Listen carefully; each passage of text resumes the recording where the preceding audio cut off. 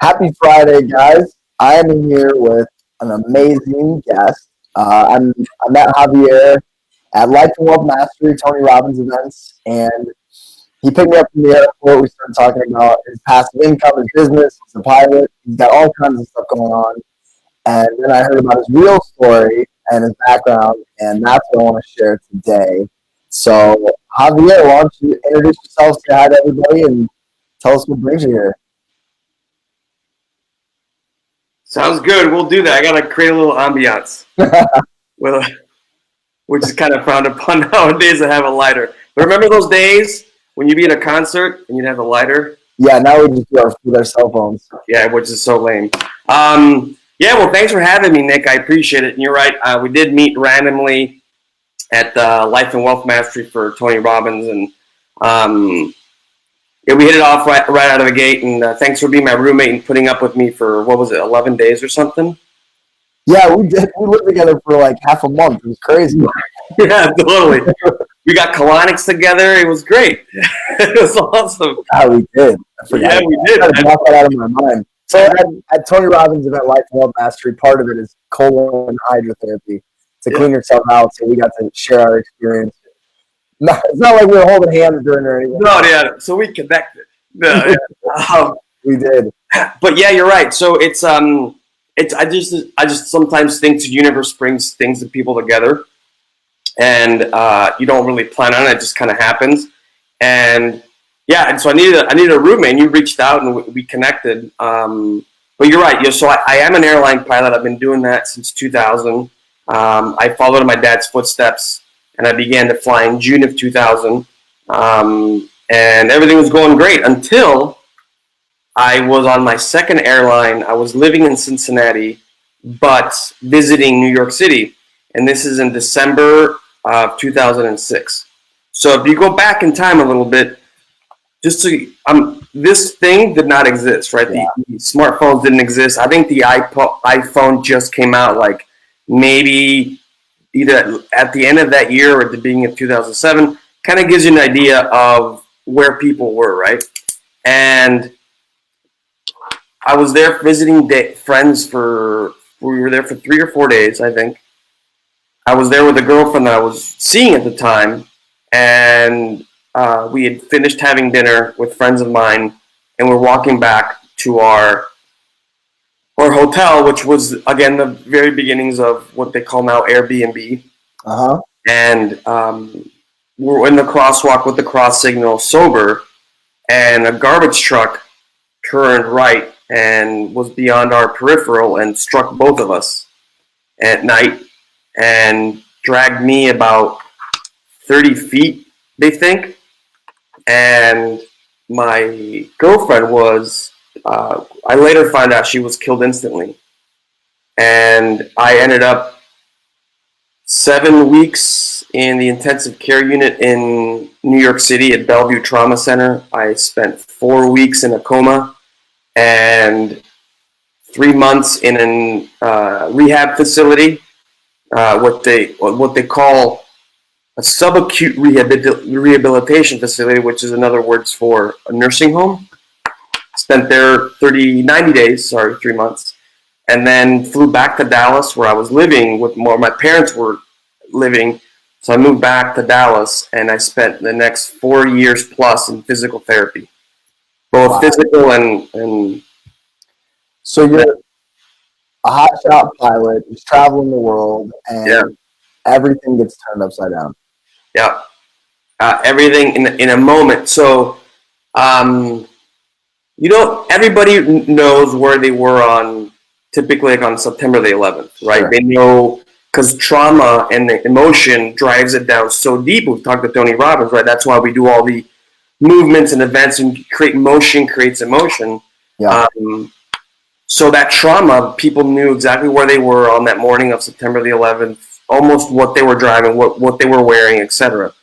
And that day for me, December the 15th, was the date of my accident, was my personal 9/11. I remember I didn't lose consciousness. And yeah, it was one moment, everything was, your life is following a certain path, and then that's a defining moment. And now from that point forward, everything's post accident, right? Oh, this Yeah. happened after my accident. This happened prior to my accident. That was like a moment in time. And I just, turned everything upside down and violently shook my core and my parents' outlook on everything, right? Their faith was challenged, their beliefs were challenged. Everything was completely thrown upside down and in a violent tailspin. So tell me, you said you didn't lose consciousness, but you find yourself in intensive care, Yeah. and you know, hey, this happened.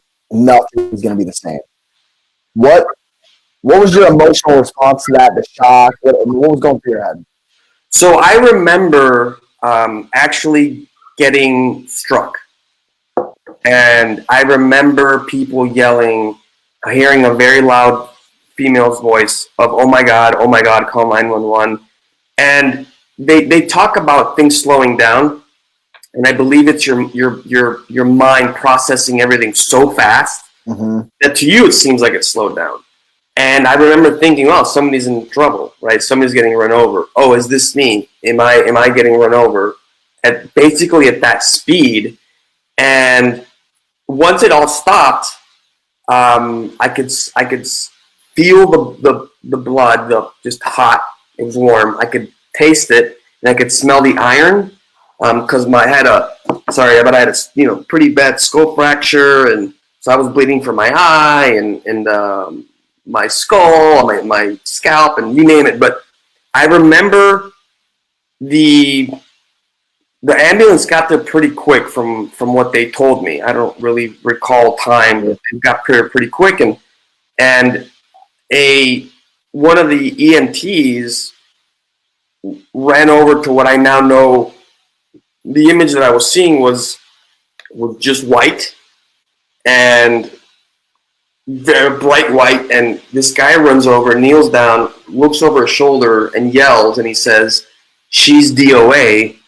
She's DOA, and I remember thinking that means dead on arrival. So I immediately tried to get up and go towards my girlfriend. I couldn't move. And when the ambulance put me in the ambulance, they put the seat collar on me. I remember going, all right, I need to compartmentalize what happened to her, and now I need to survive, right? Yeah. It was a complete, like a switch or like taking a plug out of a socket. I went, okay, I will deal with this later, and I need to breathe and survive and let these people help me. So it was a very, very cold. I don't want to say emotionless. Yeah, I was like, I cannot deal with this right now. I need to focus on my survival first, and then I'll deal with whatever, because I didn't understand what was happening. I'll deal with it later. You just intuitively knew to do that. And it wasn't selfish. It was what you needed to do to survive. Correct. It's the fight or flight syndrome, right? Yeah. It's biology. It's like, all right, I need to survive, right? And you kind of put that in the back of your mind and go, I can't freak out about this right now because I need to breathe, right? I need to breathe. And this random stranger who is now in the ambulance, I need to give up any little control that I thought I had, which that's another topic that we can talk about, is that the only control that I learned that I have is what my attitude is. Yeah, love it. That's it, nothing else, man, I have, right? And you have a great attitude, by the way. Like, just hanging out with you, you're so funny, you're so optimistic. And I don't know if that's something that's come as a result of this accident or something that you had before that carried you through. Yeah, I think I had I've always liked having a sense of humor, and I always loved laughing. I remember in Mexico, I had the old school, like, massive satellite dishes, like they were like 15 feet long, or in the diameter, and we would tune in satellites in the U.S. and I'd watch HBO, and I remember watching. And now picture me when I was 13 years old watching Def Comedy Jam on HBO with Russell Simmons and all the comedians. So I love to laugh. Yeah. And one of my coping skills that I learned while I was in the intensive care unit, the nursing home, and in recovery was humor. Because humor got me out of my depression. Hands down. Did I need to have antidepressants? Yeah. but they're meant to be a bridge, and then you got to do the work also. People just think, oh, I'll just take antidepressants or this pill, and it'll fix my problem, and it won't. You have to do the work, but this is a bridge to get you to the other side. Yes. But yeah, my humor and my outlook on life is like 2.0 now, and I recognized in the hospital, I have a choice. I can either be miserable, angry, and bitter and sour, which initially people will be okay with because of the level of trauma. Yep. And it'll give me a pity party, right? Or I'll just say, you know what? I'll just deal with it, and I can't complain, because literally complaining will not take the rods out of my spine, the screws out of my spine, the pins in my jaw, will not take away all the hardware that I have in my body. So I remember one day, I don't know exactly what day it was, but I remember thinking, because I couldn't talk because I had a trach. I don't know if you could see the scar, kind of right there. But I couldn't talk, so it was all in here, right, in between the two ears, all the gray matter in here.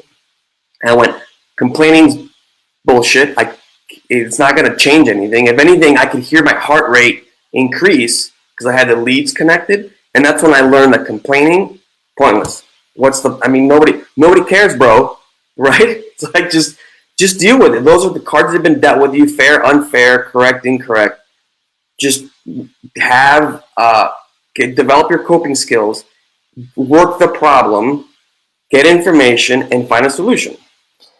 So earlier this week, I'm working on a deal, and it looks like it's going to crumble, a couple $1,000. And I'm like, is my happiness this cheap that I could let this deal affect it, right? And you went through a life-changing incident, and most people that are going to listen to this will never have to deal with anything of this level.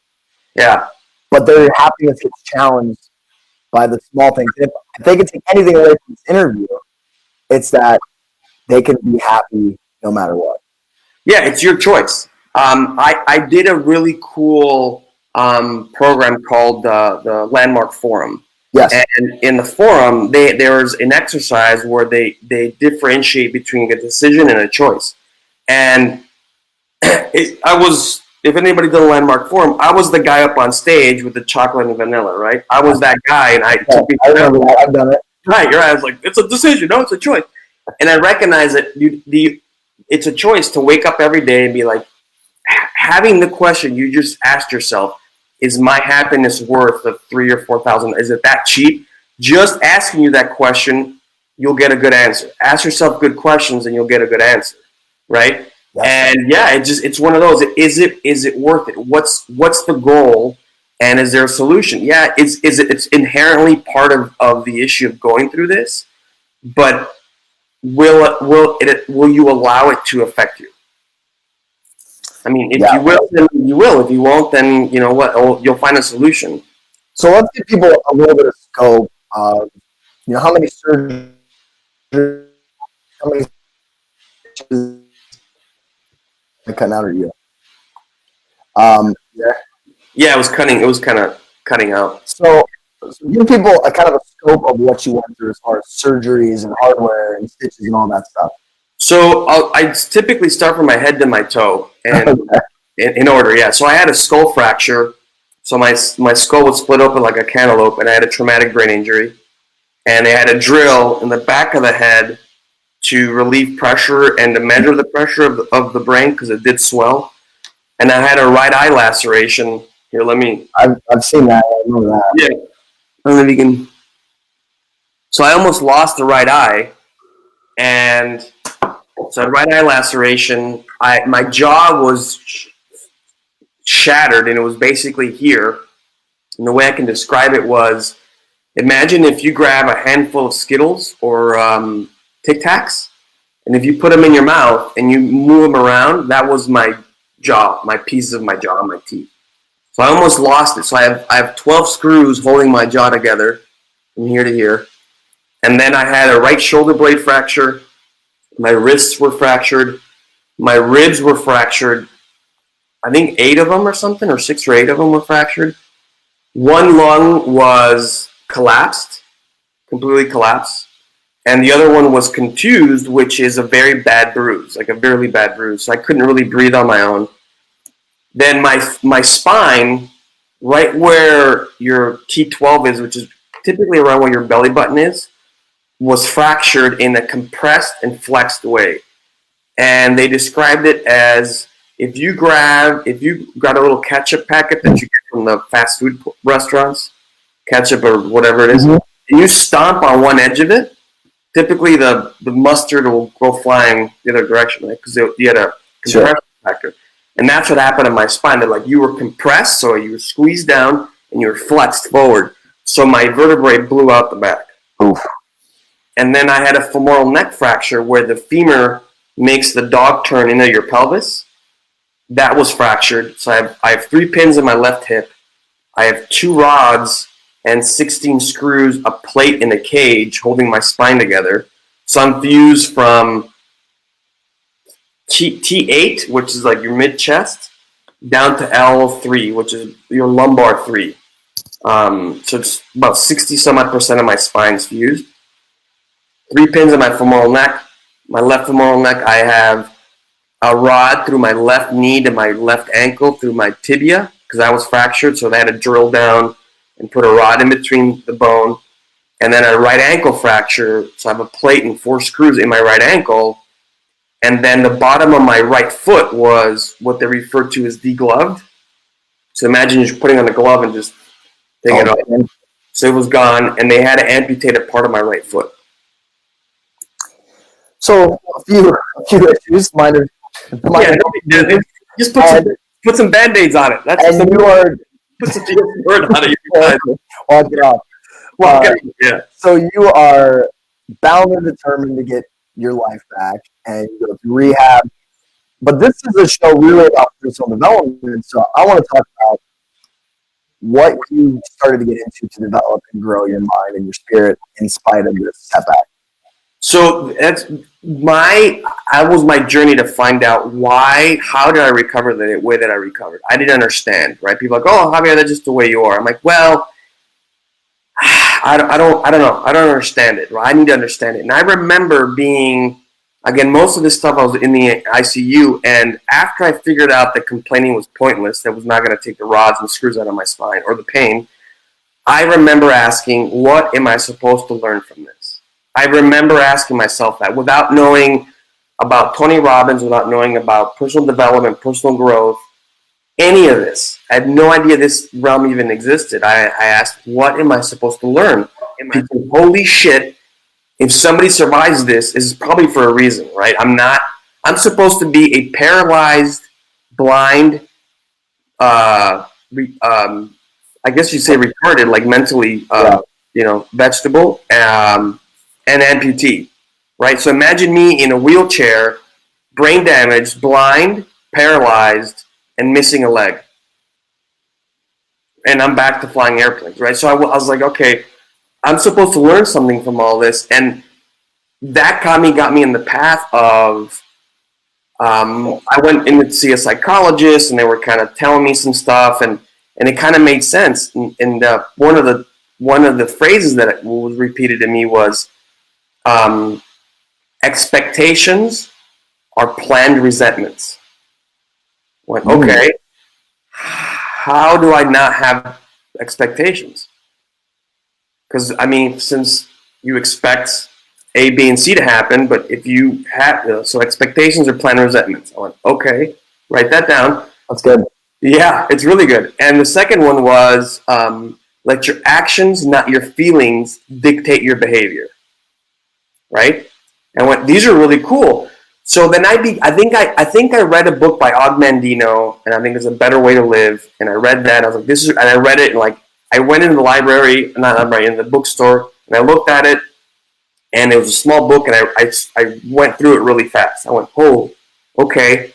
And another buddy of mine, who likes Tony Robbins as well, he lives in Chicago, he said, you should check out the Landmark Forum. I went, okay, I didn't know anything about it, so I didn't have any prejudgment. So I went in, and that was really what opened up a lot of stuff, where the way I can describe it was everybody has a different reaction or experience with it, but imagine the game Etch-a-Sketch. Remember when you were a little kid, you had the Etch-a-Sketch? Yeah. So most of our Etch-a-Sketches, it's all the stories that we made up in our mind and all the beliefs that we had, et cetera, et cetera. But most of it just looks like this, right? It looks like a rat's nest. It's just a mess. You have some really good circles and some nice squares and some straight lines, but most of it is just like a mess. Sure. And what the Landmark Forum did was like, all right, Javier, you're going to give us your Etch-a-Sketch. We're going to shake it for you. We're going to give it back to you. It's going to be clear, but we're going to teach you how to use the knobs, right? I went, oh, so you have all these tools, and I recognize, why do I think the way that I think is because it's what they call the already always listening, which is the voice, right? That will never stop talking, that doesn't care, doesn't smell, taste, see. It's there to protect you. It's been there since basically the dawn of man. Yep. And it's your reptile brain, and you listen to it, and you create all these stories and you begin to dissect everything, and it's really cool. I went, oh, okay, and that got me into reading, getting involved with Tony Robbins, and then I took the entire 2-year course, which is Unleash the Power Within, and then Wealth Mastery, and Life and Wealth, and then Date with Destiny, and that. Yeah, well, we were at them all together. I think most of them, anyway. Yeah, were you at UPW here in Dallas when I was? Yeah, you got burned? I was there at Date with Destiny and Life and Wealth, so yeah, we only met at one of them. But. Right, and it just it's given me a definition, like a language to the way that I think is a personal development. Yeah. So you're like me. I've done the forum. I've had a lot of guests on here that have done a lot of Landmark stuff. When you were first, kind of after that shock, I know you said you realized complaining wasn't going to do anything for you, but did you struggle with doubts and fears, worries, resentment? There's no such thing as going through life, whether or not you got run over by a garbage truck or not, and not ever have resentment, fear, anger, whatever. Because congratulations, you're human, right? Yeah. And it's going to happen. It's recognizing, oh, I'm feeling anger, or I'm experiencing regret, or I'm experiencing this. Okay. Just like I read a book, but they talked about, imagine a river with leaves, right, floating down. And you're just sitting there looking at the leaves floating down the river and going, oh, look, there's fear, and there it goes. Or there's anger. And just like if you watch sports, you have your ticker tape right in the bottom, NFL, and all the scores and teams just kind of scroll through. Those are your thoughts and emotions. If you sit back and look at them and take that perspective of going, there's fear creeping in. Oh, cool. All right. I wonder why that is, right? Or you identify the source. You're like, you take all the power out of the fear, misery, anger, regret, all that stuff. So I was talking about like a radio station, right? And you go into your car and you turn on the radio. And if you don't like the station, you just change the channel. But what a lot of people do is they tune that station in, and then they think that's their identity and they claim it. Right. Like people that are depressed are just listening to that station all day. Right. Yeah, so it's. I think a lot of it is being aware that what your habits are. I mean, the power of habit is really good, and we're all creatures of patterns and habits. And when you figure out what habit or pattern you have, you're like, oh, I'll just change. I'll do the 2 millimeter, like what Tony Robbins talks about, the 2 millimeter change. And maybe your pattern, your habit is waking up in the morning, having your cup of coffee, turning on the news. I agree with one of those, which is the coffee, right? Other than that, I recognize that watching the news other than I wake up and I listen to audiobooks or just upbeat good music, because I recognize that was a habit of mine, and I'd have these stories going into my brain, into my mind, and I'd create all these issues out of it during the day. And I'm like, well, wait a minute, what is good about today? Like, if you can find the silver lining in such a shitty situation like me being run over, if I can find humor in that, and I did, and I can give you some examples of how I did. It's not easy to do, and you won't do it always. But if you can stop and like, all right, what am I supposed to learn from this, and what is something good that's coming out of this? It'll change your perspective, like completely, of Like I have the. Hold on, let me get it. Okay. Let me get the journal that I typically write out.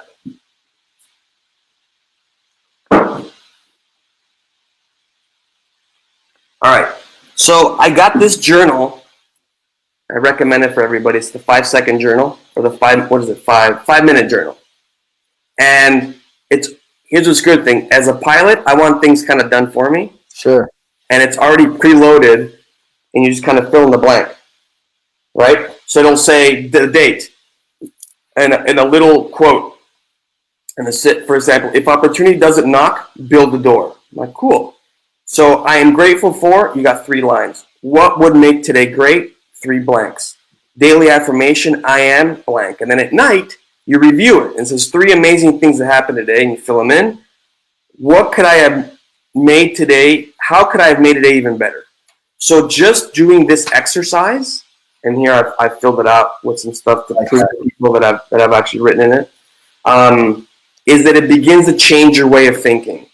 Right? You go, okay, what's that? It shifts your focus. Completely, yeah. It's a 2 millimeter shift. This one it literally takes a minute. You're like, what am I? At the beginning, you're like, what the hell am I grateful for? I have all these issues. Like, no, there's one thing. And what am I grateful for? You're like, you woke up without any pain, Javier, today. And I remember being in the intensive care unit going, all I want is to be able to sit up on the edge of my own bed. That's it. Because I was on my back for weeks. I just sit up on the edge of my bed, on the edge with nothing on my back, and just sit there. And I still do that. Do you wake up with no pain some days? No, I'm in pain right now. Like I'm actually getting a hip replacement in June. Wow. Yeah. Because of the amount of arthritis that I have in my left hip. Yeah. I have diagnosed with osteoarthritis, and part of it is because the femoral neck died. Like the lack of blood flow into the femur died and creates massive amounts of arthritis. So I have limited range. I'm worse than when you saw me in San Diego. Yeah. I'm really hobbling now, and it's just painful. And stretching doesn't work because it's mechanical. Yeah. So it's like you can't stretch any muscles, and I'm tired of taking a leave in Motrin. So I went to go see an orthopedic surgeon, and they're like, yeah, you need it. So I'm going to get it done. And I'm still dealing with disability issues, like even on back to flying and everything. This morning I was busy because I was talking to our disability company through the airline and getting all that stuff squared away for short-term, long-term disability. And one little thing that happened to me this morning, I got angry or frustrated because I'm like, shit, how many years later and I'm still dealing with this? But I'm dealing with it. I'm not sticking my head in the sand. I'm not ignoring it. I'm not popping pills or drinking and alcohol trying to numb it. Face your truth. The quickest way through to get to the other side is through something. Like face it and go after it. So The Obstacle is the Way is another good book. I've read that. Yeah, that's a great point because how many people would just take drugs and alcohol and anything to distract from that feeling? And you obviously haven't. You live in. I mean, I know the lifestyle you're living and the businesses that you're in. And, it's amazing. That's what I want to be honest. Talk to us about who you are today, how you live your life, and how's that different from before the accident, like on a day-to-day basis. Right. So on a day-to-day basis, I still get frustrated. I still get angry. I still yell at the windshield when I'm driving in traffic. But I look at the mirror and I look at my scars and I snap out of it. Right. That's the key. It's like, who am I being right now? Why? What is so bad right now that I am angry or frustrated or sad or depressed? I'm like, wait a minute. That's who I'm being, and that's a choice. You can easily choose to be happy-ish or better, not as angry, I guess you can say, or I choose to stay tuned to that radio station, right? But in the mornings, I try to get in a routine, and it's challenging because of my job schedule. My routine is that I don't have a routine. Every month is different. I wake up late, either fly really early in the mornings or fly late at night. So my sleep schedule is all turned around. and I try to do 2 or 3 things on a daily basis, whether it be take 5 or 10 minutes and just think about how I'm being at the moment, right? Write into the 5-minute journal, really quick, at least say, what am I grateful for?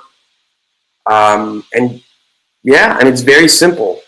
You're doing the work, right? Like you're doing the personal development events, you're doing the routines and rituals to stay there. So many people aren't happy, and they're not doing the work. Right. The work will never stop. Yeah.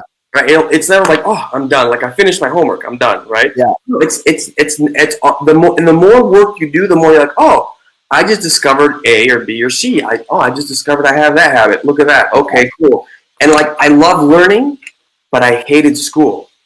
Yeah. I never liked school.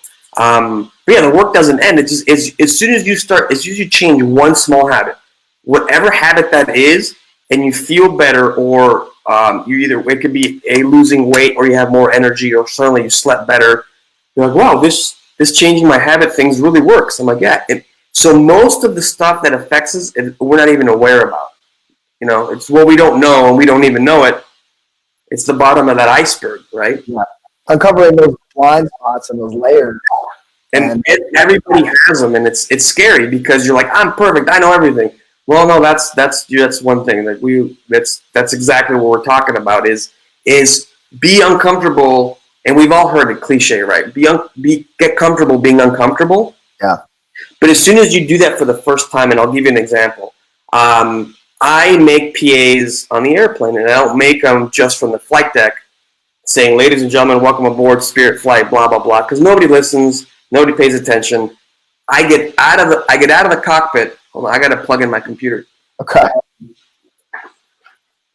I get out of the cockpit, and I'll stand facing everybody. There we go. In the galley. And I'll stand there, and even the flight attendants are like, what are you doing, right? And I'll grab the handset, and I'm like, ladies and gentlemen, my name is Javier. I'm the captain of this flight. By the show of hands, who's on board? And I'm looking at everybody, right? And people are like, "What? Wait a minute!" And like 2 people raise their hands. So I do this. I do my little 2 or 3 minute spiel, explaining to people what's going on. Please pay attention to our flight attendants and their safety briefing. I'm going to promise you 3 things. I'm like, number 1, get to our destination safely. Is that okay? Yes or yes? And they're like, yes. I'm like, okay. Thank you, Tony Robbins. I appreciate it. Yeah, right. Right. Number 2, I'm like, we're going to fly like we stole it. Is that okay? Yes or yes? They're like, yes. And then it gets people involved. And I said, rule number 3, look at rule number 1, which is safety. I will not compromise that whatsoever. Is that okay with everybody? I have everybody's permission to be okay with that. They're like, oh, yeah, totally. But that now I've created that into a habit where initially I was so freaked out to do that. But after I've done it maybe 10 times, now I feel awkward and weird if I don't do it, which is interesting. So a day of destiny, one of my towards values was being uncomfortable.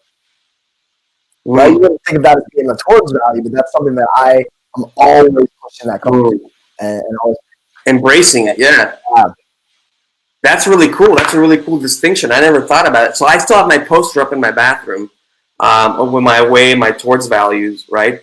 And what my mission is. And I went, all right, I'm now reframing the uncomfortable to being excited. And Mel Robbins talks about that, where it's like the physiological response that you actually have of your palms sweating, your mouth getting dry, and like I suddenly have to go to the bathroom type of all those nerves. Yeah. That's the same response as being excited or being nervous. I teach athletes I work with this, I do hypnosis work with. I say, just shift the word from nervous to excitement. And just shifting the word changes your experience. Because it's the same thing. Right. So I laugh because there's a movie, I think, is it The Nutty Professor or whatever? She's like, Hercules. You know what I mean? Yeah. So I'm excited. In my mind, I don't do that in public. People are going to be like, when you're on the flight, you're not clapping and chanting yourself. Yeah. Especially in uniform. I'm a good pilot. I'm a good pilot. Yeah. Like, we're not getting on that airplane. Yeah. Right. Yeah. So, but I think about it in my mind, and I begin to laugh, and that's a sense of humor that I have. I went, okay. Like I have all sorts of stuff. I remember I remember like applying humor to it, and it kind of helps me to cope and deal with it, and gives me more of a path through whatever issue that I have. Yeah. Tell me deal with stuff. Humor is, we'll wrap up here in just a minute. I know you got to get going, but humor is the best pattern interrupt. And you see Tony use it all the time. But if someone can be down in the dumps or focusing on what they don't want or what's on a part of their life, if you make them laugh, you literally wake up the neural connections in their mind. Right. And take them back. So you do that a couple times, and they're laughing, and then they're thinking about it like a total perspective shift, and it's not as big a deal anymore. Right. No, you're absolutely right. You're I never thought about that, but you're right. It is a pattern interrupt, and I think I was doing that totally unconsciously. I was just doing that I interrupt my pen. I'd laugh, and I'd make a comment to myself or in my mind or to somebody else about my whole situation that I have going on, and I'd kind of laugh, and they're like, "How on earth?" And I was in one of my biggest things, and we'll end on this point. Is I was in the intensive care unit, and if you imagine Grey's Anatomy, the scene where the residents come in with a doctor, and they're like, "Dr. Jones, what's your assessment, etc." Well, they all had their assessments, right? Dr. Jones, Dr. Smith, Dr. whomever, and this is our patient. And at the end, the attending said, "Javier, do you want to add anything?" And I had just had my trach taken out, so I had a really dull voice. And I looked around and I said, "Hey, what day is it today?" I asked them, and they said that today is Friday. Okay. And are you around the ages of are you my age, like 29 to 35 ish? And they said, "Yeah." They all looked at each other and went, "Yeah, okay." And today's Friday, so a few of you, I said, or most of you, we're probably going to go out tonight and get pretty drunk, and then tomorrow you will probably wake up and you're going to say to yourself that I feel like I got hit by a truck. I said, "No, you didn't." I did. You can come in and we can have a conversation. Wow. And I smiled, and they're just like, they looked at each other going, do we laugh? Do we not laugh? Is it against protocol? I'm like, I don't know. What do we do? What's going on? And the attending kind of chuckled and laughed, and he says, "Well, Javier, the good thing is you have a sense of humor still." I'm like, what? I mean, what else? Yeah. I'm strapped to this bed. There's nothing. I can't move. I'm a paraplegic because I physically can't move. So, well, yeah, what else am I going to do other than create humor out of it? Well, your story is so amazing, and you're such an inspiration. And despite all of that, you're still pretty good looking. So we're glad the money maker came out all right after all the surgeries. I don't know. They're going to reconstruct all of it, so it's all fake. You were probably not as good looking before. No, maybe you look like this guy. Yeah. Like, ooh, what happened to that guy? That's amazing. I really appreciate you coming on and sharing your story, and I'm inspired as always. And I'd love to hang out again. When am I going to get to see you? Love to what? So I'd love to hang out again. When am I going to get to see you? Yeah. Are you still up in Iowa, right? Yeah, for now. Okay. Yeah, well, let me know. I mean, Tony Robbins is coming down here. I know. Everyone's going. We'll see. Does that mean you're not coming when you say? I've done a lot of events lately, so I might take a break. But I want to crew it, so that's probably why I'm going to do it. Do it. Yeah, I have a crew one. Yeah, but man, we'll have to connect on. Either I'll fly up there or we'll meet in Chicago or something with the M1 group or something. Yeah, I'd love that. All right, buddy. Well, thanks again. Great seeing you, and we'll catch up soon.